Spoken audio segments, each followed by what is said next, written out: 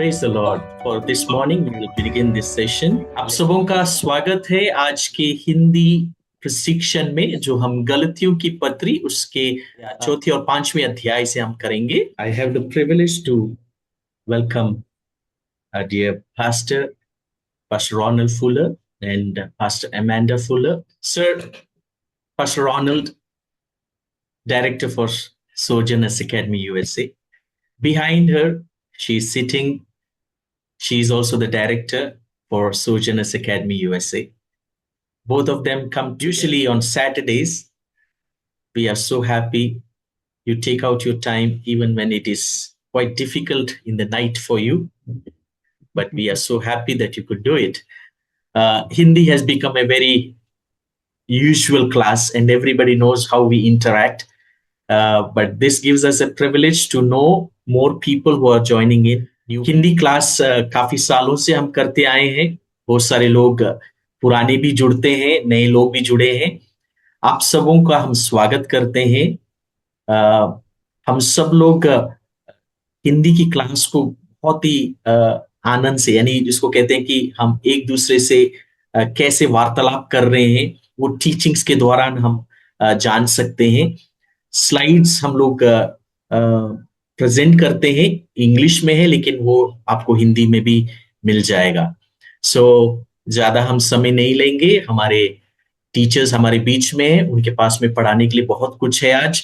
सो हम लोग उनको ज्यादा समय देंगे. So I would invite Pastor Ron to take over the time for teaching.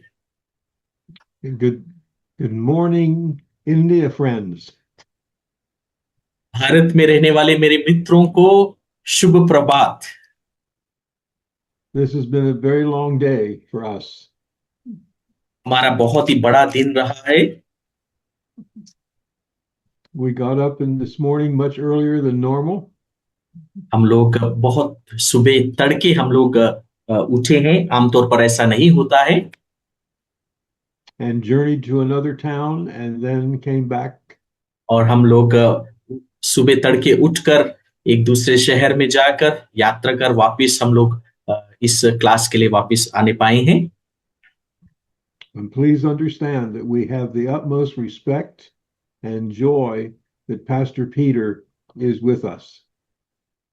Pastor Peter हमारे बीच में है और उनके लिए आदर और बहुत सारा प्यार हम बांटते हैं. I know it may be a bit embarrassing to say good things about yourself in translation. जब आप अनुवाद करते हैं, आप अपने ही विषय में जब कोई अच्छी बातें कहते हैं, उसको अनुवाद करना काफी अच्छा नहीं लगता है. Thank you. Okay. Thank you, Pastor Ron and Pastor Amanda. Yes. We'll start with Galatians 4 verse 8. गलतियों की पत्री उसका 4 अध्याय 8 पद इस प्रकार से लिखा है. पहले तो तुम परमेश्वर को ना जानकर उनके दास थे जो स्वभाव से परमेश्वर नहीं. Remember, the Galatians were Gentiles before accepting Christ. याद रखें, गलती में यानी गलती प्रांत में रहने वाले जो गलती लोग हैं, वो पहले अन्य जातियों में से थे जब उन्होंने मसीह को नहीं ग्रहण किया था. They did not know and understand the true God. उन्होंने ना सच्चे परमेश्वर को जाना, ना उसे समझा था. They were in bondage to false gods. वे झूठे परमेश्वर देवी देवताओं के बंधनों में थे.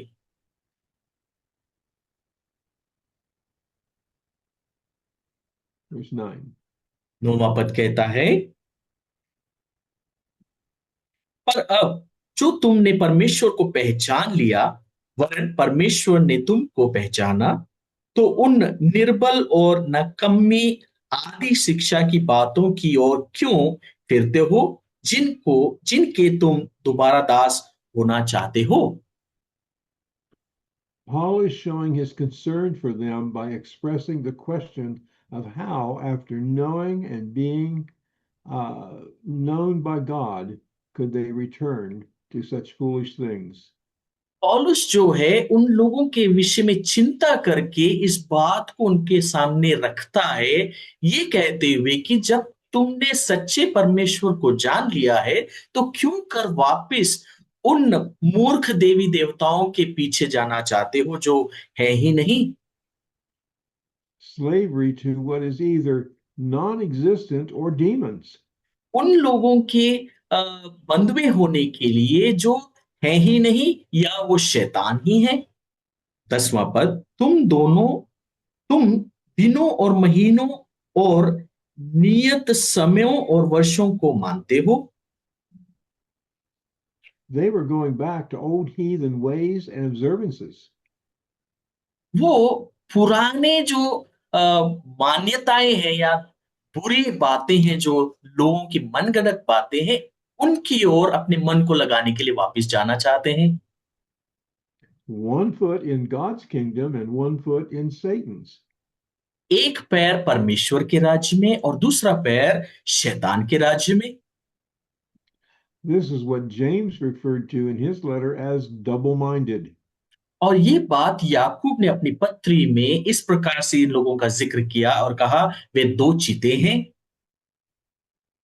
11वां पद, मैं तुम्हारे विषय में डरता हूं, कहीं ऐसा न हो कि जो परिश्रम मैंने तुम्हारे लिए किया है वह व्यर्थ ठहरे। Paul is thinking he may have wasted not only efforts but time. पौलुस सोच रहा है ना केवल उसने जो परिश्रम किया है वो व्यर्थ नहीं हो रहा, परंतु जो समय भी उसने उनके साथ में बिताया है वो भी व्यर्थ हो जाएगा। Should someone who has heard the gospel be told again while those who have never heard? क्या सुसमाचार उनको ही बताया जाता रहे जिन्होंने सुना है, परंतु ये कि हम उन लोगों को सुसमाचार बताएं जिन्होंने अब तक शुभ संदेश को सुना ही नहीं है? This has been and remains an often asked question. यही एक सवाल आज भी बहुत सारी जगहों पर बना रहता है।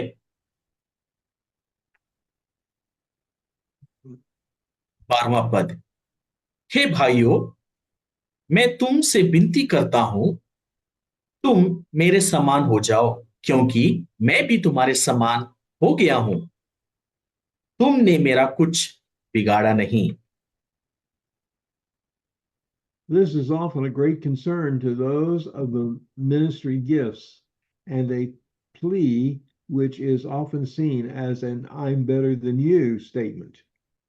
एक ऐसा बखान या ऐसा वाक्य कि मैं तुमसे बेहतर हूं कथन बहुत सारे लोग जो सेवकाई में रहते हैं और बहुत सारे वरदानों से भरे हुए हैं अक्सर कहने पाते हैं।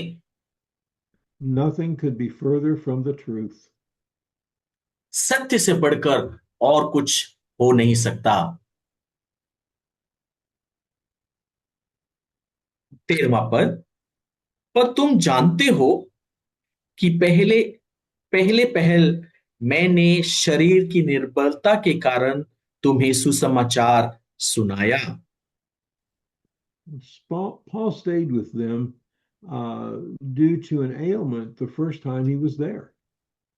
पौलुस उनके साथ में उस समय रहा था जब उसके शरीर में कुछ तकलीफ थी।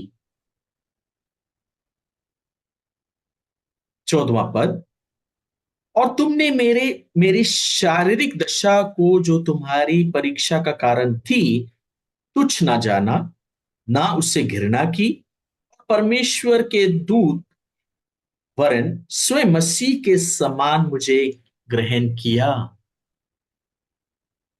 This statement would be shocking to believers today who would usually not consider treating one sent to them in this manner. आज ये कथन अगर हम कहें तो विश्वासी लोग बहुत घबरा जाएंगे या बहुत चकित हो जाएंगे ये कहना कि मैं जैसा था वैसे ही तुम्हारे सामने भेजा गया। 15वां पद, तो वह तुम्हारा आनंद मनाना कहाँ गया? मैं तुम्हारा गवाह हूं कि यदि हो सकता तो तुम अपनी आंखें भी निकाल कर मुझे दे देते। Blessedness here is of good fortune, to be blessed. आनंद मनाना, आनंद मनाना या आशीषित होना एक बहुत ही सुंदरवाद या एक ऐसा फॉर्च्यून, गुड फॉर्च्यून, उसके विषय में कहना कि ये एक धन के समान मिल जाना हो। 16वां पद, तो क्या तुमसे सच बोलने के कारण मैं तुम्हारा बैरी बन गया हूं? The scripture says the truth sets people free, but a deceived people think they are already free. वचन इस प्रकार से कहता है कि तुम सत्य को जानोगे और सत्य तुम्हें आजाद करेगा, लेकिन जो लोग भ्रम में हैं वे यही सोचते हैं कि मैं तो पहले से ही स्वतंत्र हूं। This may cause people to turn on sent ones. ये भेजे हुए लोगों को वापिस हो जाने में मजबूर करेगा, यानी जो सेवकाई में भेजे जाते हैं वे इस बात को सुनकर निरुत्साहित होकर वापिस लौट सकते हैं। 17वां पद, वे तुम्हें मित्र बनाना तो चाहते हैं पर भले उद्देश्य से नहीं, वरन तुम्हें अलग करना चाहते हैं कि तुम उन्हीं को मित्र बना लो। Paul here is speaking of those who would return them to bondage of the law. पौलुस उन लोगों के विषय में यहां पर बता रहा है जो वापस उन्हें बंधुआई में ले जा सकते हैं। These people are also building themselves up to gain a following. वे लोग भी अपने पीछे अनुयायियों को बनाने की कोशिश कर रहे हैं। Zealous is warmth of feeling for or against something. घृणा करना या किसी की पीछे ईर्ष्या रखना, वो ऐसा एक अनुभव है उस व्यक्ति के प्रति जो तुम्हें पसंद तो है लेकिन तुम फिर भी उससे घृणा करते हो। 18 पद यहां लिखा है, पर यह भी अच्छा है कि भली भली बात में हर समय मित्र बनाने का यत्न किया करो, ना केवल उसी समय की जब मैं तुम्हारे साथ रहता हूं। Paul is saying not to be hypocrites by observing grace when he is there and law when he is not. पौलुस उनसे ये कहता है कि तुम हिपोक्रेट्स यानी केवल दिखावटी ना बनो, जब मैं तुम्हारे सामने हूं तब तुम अनुग्रह दिखाते हो, लेकिन जब मैं वहां नहीं हूं तब तुम नियमों का पालन करते हो। One can apply being zealous to good or evil. एक व्यक्ति दूसरे व्यक्ति के अच्छे और बुरे बुरे काम दोनों के प्रति ईर्ष्या रख सकता है।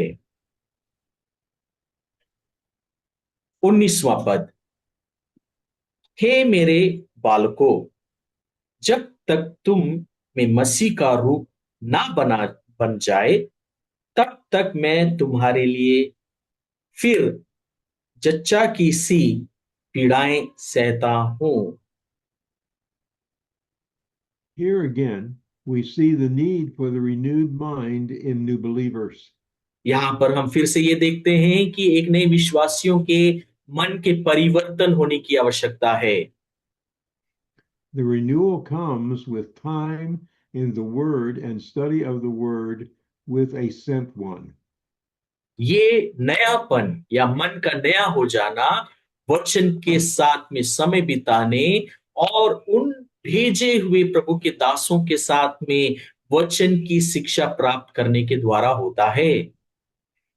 Not just by the passage of time since the accepting of Christ as Savior. मसीह को ग्रहण करने के उपरांत केवल समय बिताते हुए जाने से नहीं होगा। The allowing of Christ to be formed in the believer as Lord is paramount.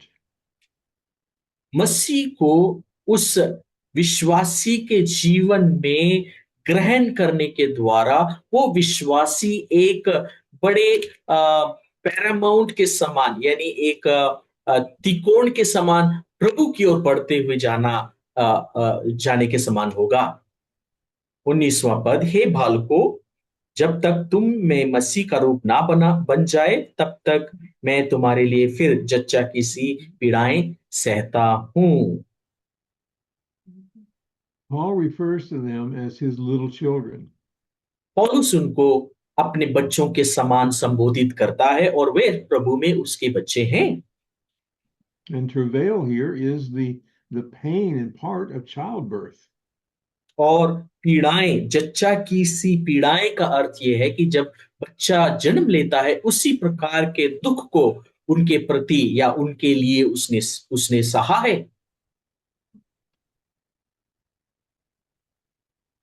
20वां पद, इच्छा तो यह होती है कि अब तुम्हारे पास आकर और ही प्रकार से बोलूं, क्योंकि तुम्हारे विषय में मैं उलझन में हूं। Paul says he desires to be present with them now, पौलुस to change his voice, for he stands in doubt of them. पौलुस उनके प्रति एक इच्छा को प्रकट करता है और वो कहता है कि मैं तुम्हारे प्रति उलझन में हूं। तुम जो व्यवस्था के अधीन होना चाहते हो, मुझे बताओ, क्या तुम व्यवस्था की नहीं सुनते? Paul is now challenging the Galatians additionally on being under the law. पौलुस अब गलतियों को एक चुनौती के समान इस प्रकार से कहता है, क्या तुम व्यवस्था के अधीन नहीं हो? And being under the law, the full consequences of coming back under it. और फिर उनसे ये कहता है कि उस व्यवस्था के अधीन होने के उपरांत जो उसके परिणाम हैं वह भी वहां प्रकट हैं। 22वां पद, ये लिखा है कि अब्राहम के दो पुत्र हुए, एक दासी से, स्वतंत्र स्त्री से। Paul uses the comparison and contrast of Abraham's two sons to explain the difference between law, bondman or bondmaid, and grace, free woman. पौलुस यहां पर अब्राहम के दोनों संतानों को लेकर एक उदाहरण के रूप में या उन दोनों के अ, बीच में जो फर्क दिखाई पड़ता है उनको उसको प्रस्तुत करता है और वो कहता है व्यवस्था यानी दासी का पुत्र और अनुग्रह यानी उसकी स्वतंत्र स्त्री। 23वां पद, परंतु जो दासी दासी से हुआ वह शारीरिक रीति से जन्मा, और जो स्वतंत्र स्त्री से हुआ वह प्रतिज्ञा के अनुसार जन्मा। The age old struggle here is exposed between fleshly and spiritual domination in a person's life. बहुत समय का जो स्ट्रगल है या एक एक जटिल परिश्रम है जिसको यहाँ पर पौलुस बखान करता है और खुलेआम दिखा देता है, वो ये है शरीर और आत्मिक जो युद्ध एक व्यक्ति के जीवन में रहता है उसका कितना प्रभाव है, कितना वो उसके ऊपर प्रभाव डालता है, उसको प्रस्तुत करता है। When he says promise here, he means pledge, especially a divine assurance of good. जब यहाँ पर वो एक प्रतिज्ञा शब्द का इस्तेमाल करता है, वो उस प्रकार से उसका अर्थ निकलता है कि एक दैवीय तरीके से प्रभु की ओर से एक आश्वासन कि एक अच्छा काम है, एक भला काम है। This is God's promise. ये परमेश्वर की प्रतिज्ञा है। 24वां पद, इन बातों में दृष्टांत है, ये स्त्रियां मानो दो वाचाएं हैं, एक तो सीने पहाड़ की जिससे दास ही उत्पन्न होते हैं और वे हाजिरा है। Allegory is a short moral story. सारी महिमा एक छोटे कहानी के रूप में है।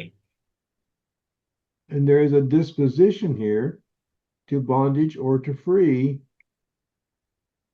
और यहां पर एक ऐसा परिस्थिति का भी उल्लेख हुआ है कि कैसे आप एक व्यवस्था के अधीन होकर आप बंधन में रह सकते हैं, और कैसे आप अनुग्रह के नीचे रहकर आप स्वतंत्र रह सकते हैं। Bondage being through Hagar. बंधुआई में रहने का अर्थ है हागार के समान।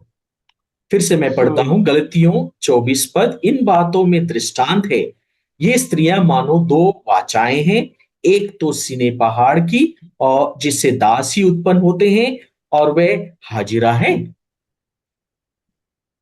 to procreate, he's talking here, properly of the father, but by extension of the mother. एक नए तरीके की सृष्टि, यानी एक नई सृष्टि, एक पिता के रूप में, परंतु एक मां के सहायता से। He's bringing about a new thing. और यहां पर पौलुस जो है वो ये कोशिश कर रहा है ये समझाने की कि एक नई चीज कैसे उत्पन्न होती, कैसे आती है। और हाजिरा मानो अरब का सीने पहाड़ है, और आधुनिक यरूशलेम उसके तुल्य है, क्योंकि वह अपने बालकों समेत दासत्व में है। Hagar is representing the Jerusalem of the natural world and is a picture of bondage along with her children, यहाँ unsaved. यहाँ पर हागार हागार का जो तुल्य किया गया है, जिसके साथ में उसको मेल किया गया है, वो आज का जो आधुनिक यरूशलेम है, जो प्राकृतिक संसार में है। और वो इस तस्वीर को भी हमारे सामने प्रस्तुत करता है कि वो बंधुआई में है, दासत्व में है, और उसके बच्चे भी दासत्व में है, क्योंकि वे बचाए नहीं गए हैं। 26वां पद, ऊपर की यरूशलेम स्वतंत्र है, और वह हमारी माता है, क्योंकि लिखा है, हे बांझ, तू जो नहीं जानती आनंद कर, तू जिसको पीड़ाएं नहीं उठाती, गला खोलकर जय जयकार कर, क्योंकि त्यागी हुई की संतान सुहागिनी की संतान से भी अधिक है। It is in the heavenly Jerusalem where the Holy of Holies in heaven is found, where Jesus went. ये एक पवित्र यरूशलेम है, वो स्वर्ग का यरूशलेम है, जहां पर महापवित्र है, और वो महापवित्र स्थान है, और वो स्वर्ग में है, और वहीं पर हमारा यीशु हमारा उद्धार करता गया है। He went there after he was resurrected to sprinkle his blood, the blood of the Lamb, on the mercy seat. और वहां पर यीशु पुनरुत्थित होने के उपरांत, हमारा यीशु पुनरुत्थित होने के बाद, यानी जब उसने उस वेदी के ऊपर अपना पवित्र लहू बहाकर उस स्थान पर वो पहुंच गया। Heavenly Jerusalem is above earthly Jerusalem. Jesus therefore matched things on earth as it is in heaven. स्वर्ग का यरूशलेम, पृथ्वी का यरूशलेम, अगर हम इस दोनों की तुलना करें, तो हमारा यीशु इस संसार में जब आया, तो वो स्वर्ग का यरूशलेम लेकर इस संसार में आया, और इसी कारण अब वो स्वर्गीय यरूशलेम में भी है। क्योंकि लिखा है, हे बांझ, तू नहीं जानती आनंद कर, तू जिसको पीड़ाएं नहीं उठाती, गला खोलकर जय जयकार कर, क्योंकि त्यागी हुई की संतान सुहागन की संतान से भी अधिक है। We must rejoice in what has been done for us. हमें तो आनंद करना है, खुशी मनाना है जो हमारे लिए किया गया है। दोनों पद हम इकट्ठे पढ़ेंगे, 28 और 29 पद। हे भाइयों, हम इसहाक के समान प्रतिज्ञा की संतान हैं, और जैसा उस समय शरीर के अनुसार जन्मा हुआ, आत्मा के अनुसार जन्मे हुए को सताता था, वैसे ही अब भी होता है। Before Christ, those of God were without spiritual offspring, but now they have the promise and hope from Christ. मसीह को जानने से पहले वे जो आत्मिक रूप से नहीं जन्मे थे, उनके पास में कोई आशा नहीं थी, परंतु मसीह को जानने के उपरांत अब उनके पास में प्रतिज्ञा और एक बड़ी आशा है। the fleshly or worldly continues to persecute those who are born of the Spirit of God. आज शारीरिक तौर पर यानी संसार के जो लोग हैं या संसारिक जो कह सकते हैं, शारीरिक और संसारिक जिनको कह सकते हैं, वे आज परमेश्वर के आत्मा के द्वारा जन्मे हुए लोगों को प्रताड़ित करते हैं, उनका शोषण करते हैं। 30वां पद, परंतु पवित्र शास्त्र क्या कहता है? दासी और उसके पुत्र को निकाल दे, क्योंकि दासी का पुत्र स्वतंत्र स्त्री के पुत्र के साथ उत्तराधिकारी नहीं होगा। Nevertheless, what saith the scriptures? You see, cast out the bondwoman, cast out the bondage, and stay with the free. देखिए कैसे वचन कह रहा है यहां पर, परंतु पवित्र शास्त्र क्या कहता है? क्या कहता है? दासी और उसके पुत्र को निकाल दे, क्योंकि दासी का पुत्र स्वतंत्र स्त्री के पुत्र के साथ उत्तराधिकारी नहीं हो सकता। This is just a supporting scripture here for us. उत्पत्ति की किताब 21वां अध्याय, उत्पत्ति की किताब 21वां अध्याय और उसका 10 पद, वो यहां पर इस प्रकार से लिखा है, इस कारण उसने अब्राहम से कहा, इस दासी को पुत्र सहित निकाल दे, क्योंकि इस दासी का पुत्र मेरे पुत्र इसहाक के साथ भागी भागी नहीं होगा। Here Paul is saying to do away with everything that is not of the promise. पौलुस उन लोगों से ये कहता है, उस सबों को, उन सभी चीजों को तू बाहर निकाल दे जो प्रतिज्ञा के साथ में नहीं है। Do not allow bondage to have any control or domination of the freedom found in Christ. मसीह में जो हमें स्वतंत्रता प्राप्त हुई है, उसके ऊपर कोई भी प्रभाव या कोई भी अधिकार जो बंधुआई के कारण आता है, उसको तू होने ना दे, उसको तू अधिकार ना दे।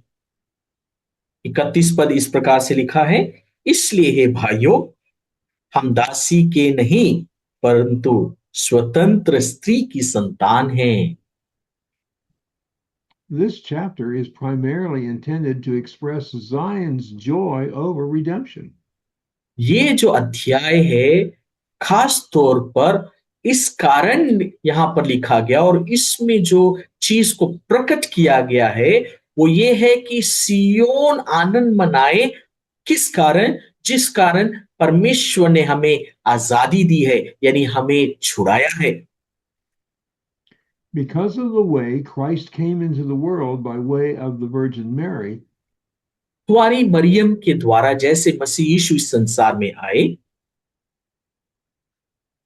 those who believe in him are not sons of bondage, but of God and therefore free indeed. और जो उसके पुत्र यीशु पर विश्वास करते हैं वे अब बंधुआई में नहीं परंतु परमेश्वर में स्वतंत्र, सच में स्वतंत्र हो जाते हैं। Free indeed because they have been set free. वे सच में आजाद हैं क्योंकि उन्हें आजाद कर दिया गया है। Behold, all things are become new. देखो सब बातें नई हो गई। Believers are new creatures in Christ. विश्वासी मसीह यीशु में नई सृष्टि हैं। These are supporting scriptures here, please. अगर हम इन बातों को हम वचन में देखें तो 2 कुरिन्थियों 5:17 में लिखा है, सो जो अब मसीह में है वो एक नई सृष्टि है, पुरानी बातें बीत गई, देखो सब कुछ नया हो गया।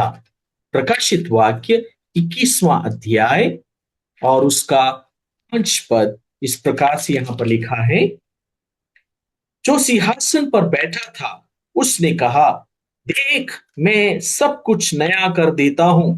फिर उसने कहा, लिखा है, क्योंकि ये वचन विश्वास के योग्य हैं और सत्य हैं। थैंक यू भाई चमन मसीह, आप वचन को लगातार हमारे लिए डाल रहे हैं। जो हम पढ़ रहे हैं आप दोबारा से डाल रहे हैं, इससे हमें बहुत सहायता मिले। One of our brother Pastor Charan is trying to put the verses on the chat box so that we can again see what we are reading. Thank you, brother. Thank you so much. I see. Yes. He is here encouraging them to hold on, to stand fast, to not be moved from what they were taught when he was there. पौलुस यहाँ पर उन लोगों को ये बताने की कोशिश कर रहा है, ये कोशिश कर रहा है, ये जताने की कि जिस बात को तुमने मसीह में पाया है, जिस बात को सुसमाचार को सुनने के द्वारा तुम्हें प्राप्त हुआ है, उस सच्चाई को थामे रहो, उससे भटक ना जाओ। गलतियों की पत्री उसका 5वां अध्याय 2 पद। देखो, मैं पौलुस तुमसे कहता हूं कि यदि खतना खतना कराओगे तो मसीह से तुम्हें कुछ लाभ ना होगा। Paul is saying here, if you submit to being circumcised under the law, then once you step back under the law, Christ has no value to you. देखिए, पौलुस यहाँ पर उनसे कहता है, अगर तुम शारीरिक रूप से खतना कराते हो, व्यवस्था के अधीन रहकर या व्यवस्था के कारण शारीरिक रूप से खतना कराते हो, तो तुम वापस एक कदम व्यवस्था के नीचे चले जाते हो और मसीह में तुम्हें कोई लाभ नहीं है। Believers must trust completely in Christ. विश्वासियों को पूर्ण रूप से, पूरे मन से मसीह पर विश्वास करना है। Sometimes circumcision is done for non-religious reasons, so this would not fall under that admonition. कुछ समय धार्मिक विचारों के अनुसार खतना कराते हैं, यानी धार्मिक विचारों को ना रहकर, परंतु शरीर के अंदर जो खतना है वो किसी ट्रीटमेंट के अनुसार या किसी और चीजों के अनुसार उसका खतना हो जाता है, तो वो व्यवस्था के नीचे उसको नहीं गिनेंगे। फिर भी मैं हर एक खतना करने वाले को जता देता हूं कि उसे सारी व्यवस्था माननी पड़ेगी। Paul points out to return to any of the law places a person under obligation to the law. पौलुस जो है वो कहता है कि अगर तुम एक व्यवस्था की बात को पूरा करने के लिए अपने कदम को उसमें लेकर जाते हो, तो संपूर्ण रूप से सारी व्यवस्था को तुम्हें मानना होगा। Then once bound to the law, the whole of the law must be kept. एक बार हम एक व्यवस्था की बात को पूरा करने के लिए उसके बंधुआई में चले जाते हैं या उसमें अपना मन या अपना हाथ मिलाते हैं, तो सारी व्यवस्था को मानने के विवश में हो जाते हैं। जो व्यवस्था के द्वारा धर्मी ठहरना चाहते हो, मसीह से अलग और अनुग्रह से गिर गए हो। The person placing themselves under the law has removed themselves from the blessing provided by Christ. एक व्यक्ति जो अपने आप को व्यवस्था के अधीन कर लेता है, तो अपने आप को मसीह में जो आशीषें हैं या मसीह में जो अनुग्रह मिलता है, उससे अपने आप को वो अलग कर लेता है। The blessing provided by Christ through grace. एक ऐसी आशीष जो मसीह के द्वारा अनुग्रह से हमको मिलती है। They have replaced themselves under the curse by making Christ of no effect. उन्होंने अपने आप को उस श्राप के नीचे कर लिया जो मसीह से अलग होकर अब उनको उससे कोई प्रभाव नहीं मिलता। यानी अगर हम अपने आप को श्राप के नीचे कर लेते हैं तो मसीह का अनुग्रह का कोई प्रभाव हमें ना दिखाई देगा। 5वां पद, क्योंकि आत्मा के कारण हम विश्वास से आशा की हुई धार्मिकता की बाट जो होते हैं। Hope here is with expectation and confidence. यहां पर जो आशा का शब्द यूज किया गया है, एक ऐसी आशा जिसको हम बड़े जागरूकता से, बड़े मन लगाकर उसकी बाट जोहते हैं। There must be no dependence on the law for the believer, but on Christ and his grace. एक विश्वासी को कदापि व्यवस्था के ऊपर निर्भर नहीं होना है, परंतु मसीह में जो अनुग्रह और मसीह में जो हमें प्राप्त होता है उसमें अपने आप को निर्भर करना है। It is via the Holy Spirit's presence that believers are aided and remain in this hope.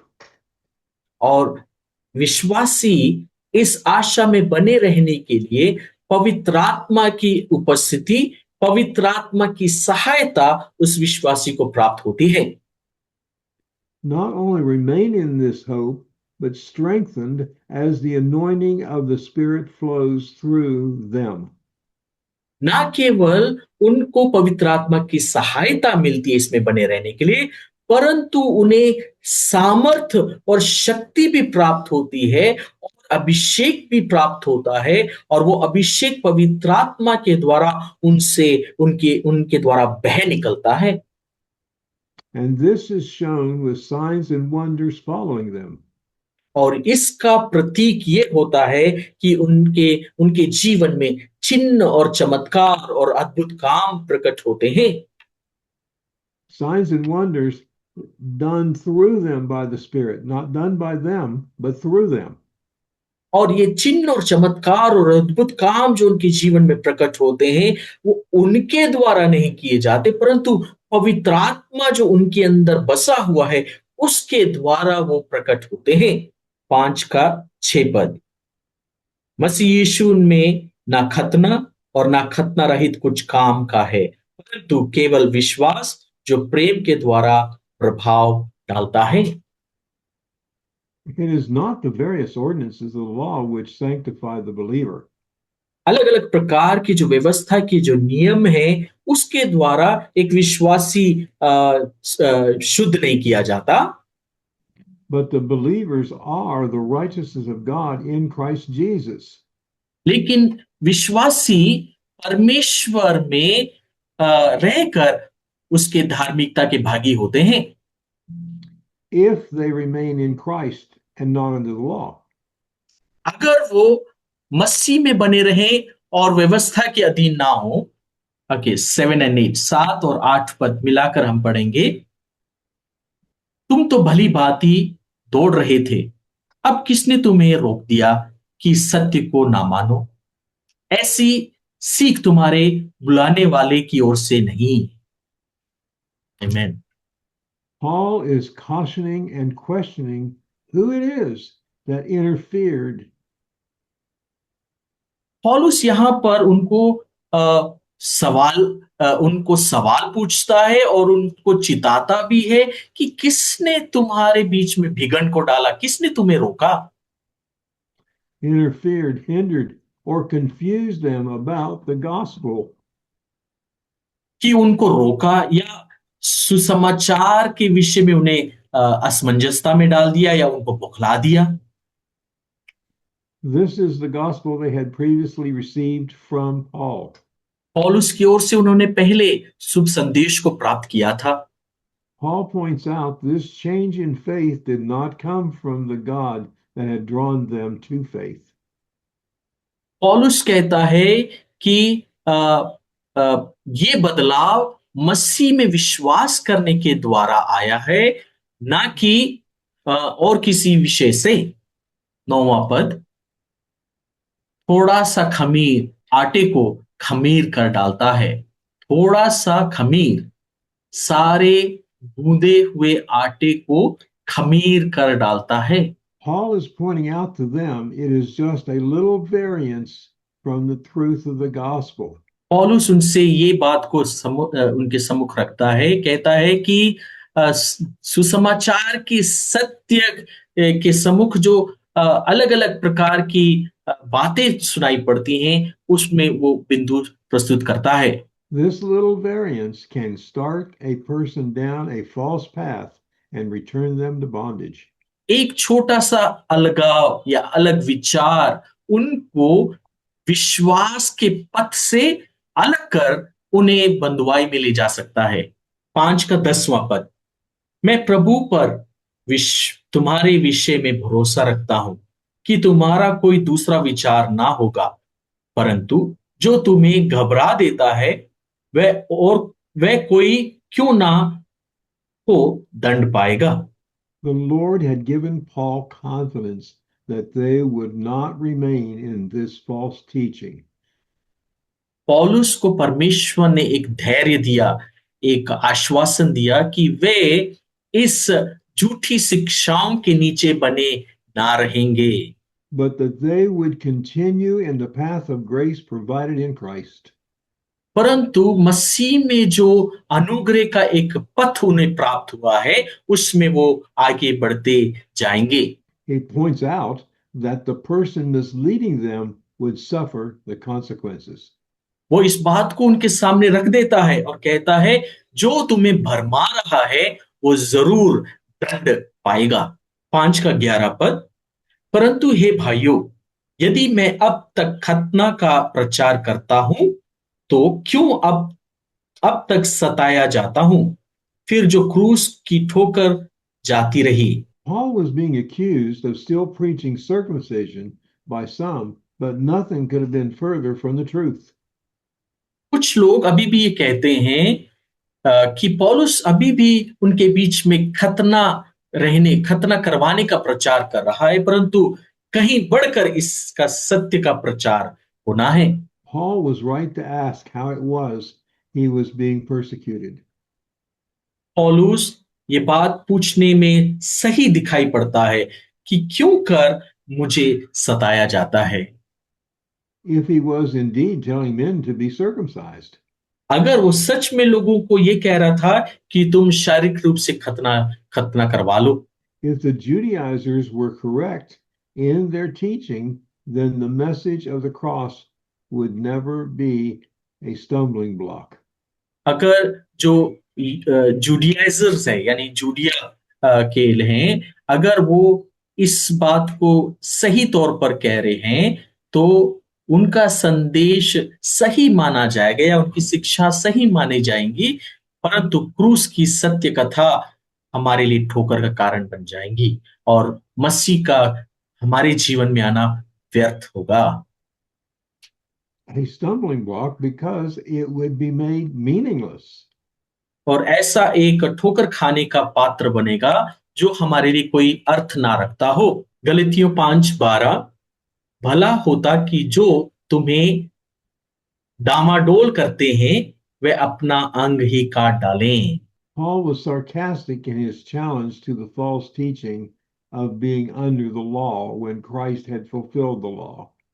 पौलुस यहाँ पर व्यंग के रूप में हंस हंसने के रूप में उनके सामने एक चुनौती को रखते हुए हंसते हुए एक चुनौती रख देता है और वो कहता है कि वो गलत शिक्षाओं के नीचे रहना और व्यवस्था के नीचे बने रहना कितना ही उचित होगा जबकि मसीह ने उन्हें स्वतंत्र कर दिया है।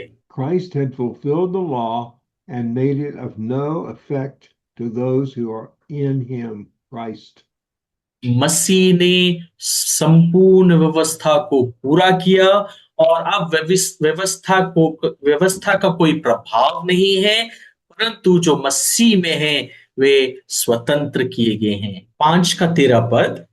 हे भाइयों, तुम स्वतंत्र होने के लिए बुलाए गए हो, परंतु ऐसा ना हो कि यह स्वतंत्रता शारीरिक कामों के लिए अवसर बने, वरन प्रेम से एक दूसरे के दास बनो। This freedom, this liberty we have should not be used for anything in the flesh, but in the spirit and by love and to serve one another. ये जो स्वतंत्रता हमें मिली है, इस स्वतंत्रता को हमें मसीह में बने रहते हुए प्रेम के साथ में एक दूसरे के साथ में बर्ताव करना है, ना कि हमें व्यवस्था की बातों में चले जाना है। 14वां पद।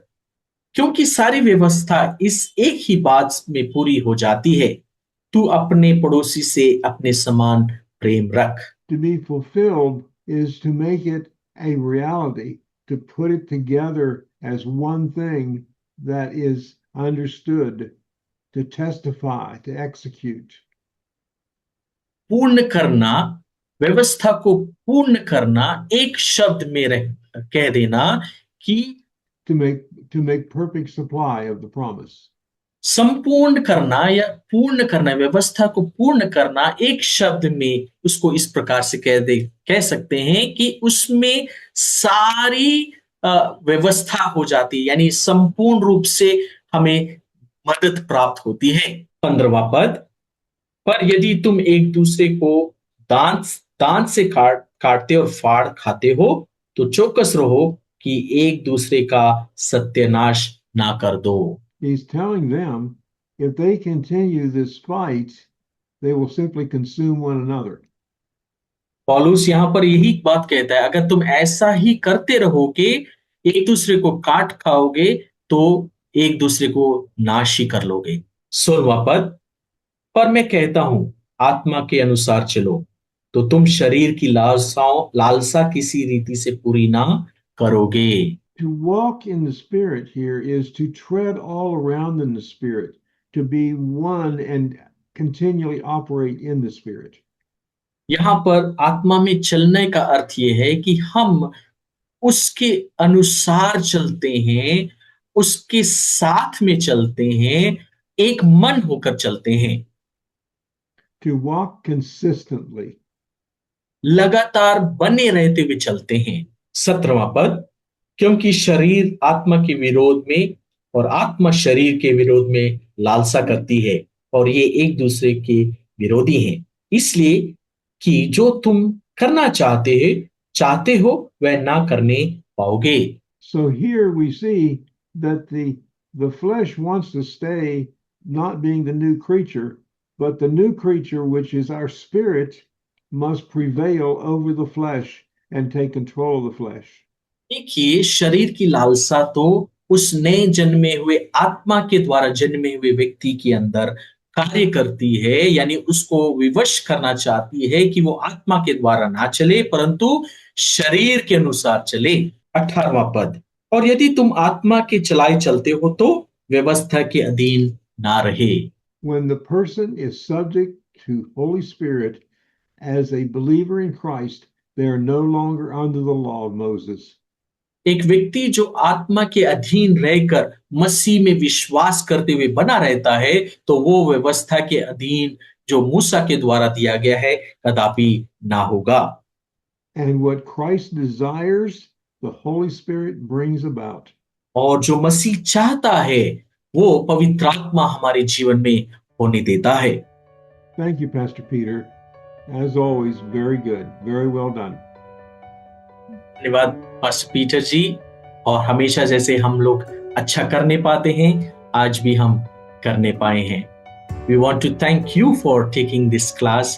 हम पास्टर जी का धन्यवाद करना चाहते हैं कि उन्होंने बहुत अच्छा किया है और बहुत अच्छे तरीके से हमें सिखाया है। देखिए, हम लोग आज के दिन इस ट्रेनिंग को खत्म कर रहे हैं, ठीक है, लेकिन खुशी की बात यह है अक्टूबर में हम लोग फिर से शुरू करेंगे। सो उसके लिए आप लोग तैयारी रखें। ट्रेनिंग्स के लिए मुझे संपर्क करें।